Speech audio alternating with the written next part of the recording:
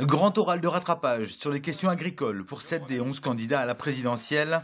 À l'applaudimètre, le vainqueur du cœur, c'est bien sûr le berger béarnais Jean Lassalle. Côté programme, 4 se sont détachés, Le Pen, Macron, Dupont-Aignan. Mais le vainqueur de raison fut sans conteste François Fillon, dont plusieurs propositions émanent du programme de la FNSEA.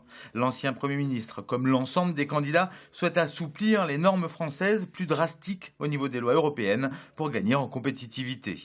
C'est mon deuxième engagement, à ce que toutes les règles que la France a surtransposées soient ramenées au niveau des exigences européennes, ni plus ni moins.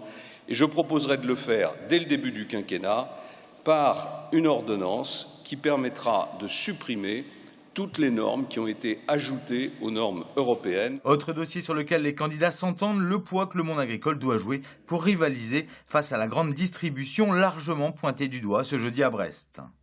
Vous ne pouvez plus être l'éternel pot de terre des négociations commerciales face au pot de fer que sont les multinationales de l'agroalimentaire et de la grande distribution.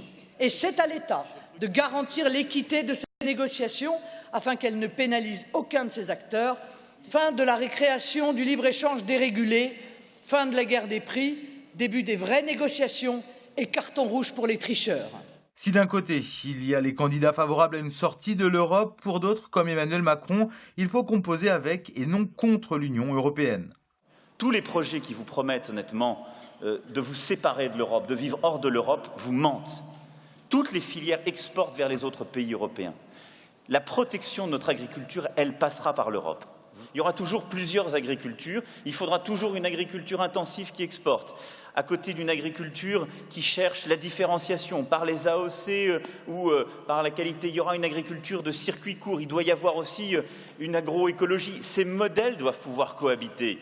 Les circuits courts, Marine Le Pen ou encore Nicolas Dupont-Aignan y croient et y voient un développement inéluctable pour valoriser les produits à haute valeur ajoutée. Léger les circuits courts, bien évidemment, faire en sorte que les cantines publiques s'approvisionnent à 75% en France, selon ma mesure sur tous les achats publics, qui devront acheter français à 75% au minimum.